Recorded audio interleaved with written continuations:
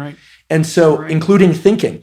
And so if one is not in a place of being able to set their goal on a particular lofty goal, a graduate degree, a book, et cetera, yet the way one gets to that is by completing things in their immediate environment from start to finish and closing the dopaminergic loop. You literally... Yeah, well, those are at least micro narratives. That's right. Right, so they're not integrated across a long span of time, but they're not nothing. And so one of the things, well, I did write about this in my first book, particularly about putting your house in perfect order. It's like, well, if you're lost, one of the things you can do is look around and see what direction you could take locally, is fix something. And I used to tell my clients, this is a very good thing to know. Find something that you could do that would make things better that you would do. And there's a humility in that too, because especially if you're in a low energy state, it's like, oh my God, I don't have enough energy to make dinner. It's like, do you have enough energy to put a fork on the table? And sometimes people are so depressed that that's really all they can do. It's like, can you take a small step forward, no matter how small that is? And so I knew that adrenaline was a byproduct or down the biochemical chain from dopamine, but I didn't get the significance of that fully. So basically what you're saying is that if you implement a micro routine, even something like washing a cup and putting it back in the shelf, and that's a good thing because you have a shelf and there's cups on it, you've already decided that's an appropriate way to live, is to have your coffee cups on a shelf. If you go ahead with cleaning out the cup and putting it on the shelf, then you've taken steps towards a valuable micro goal. You get a dopamine kick from that.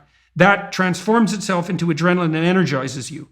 So that's partly the reason that it has an antidepressant effect. That's right. And then you can lean into another behavior. I mean, some of the more successful classes of antidepressants, again, not for everybody, are the ones of the dopaminergic, adrenalinergic variety, right? Things like bupropion, as opposed to, there's a lot of debate about SSRIs. They tap into a different system.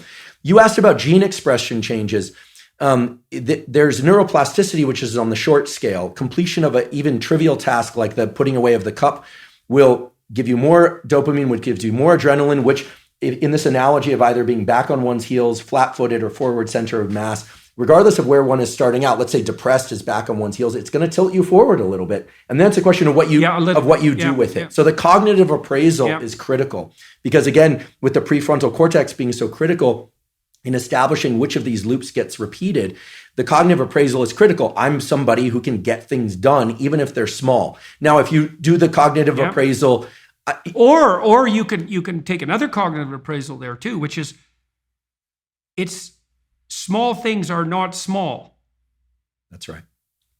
Precisely for the reason that we just described. It's like you might have the cognitive appraisal that doing something local, like cleaning up your room, is small, but it's not obvious at all that that's the case. It's not that trivial to put your immediate surroundings in order. And it can easily be the stepping stone to putting things in order on a broader scale. In fact, it's probably the necessary stepping stone to do that. And so they might seem small, but they're a step ahead, and ahead is a good direction. Absolutely. And so they're not as small as you might think. And so you can pat yourself on the back, especially if you're depressed, a little harder than you might otherwise by saying, you say, well, this is trivial, but I did it. It's like, no, if you're moving ahead, tilting yourself forward in your metaphor, that's not small.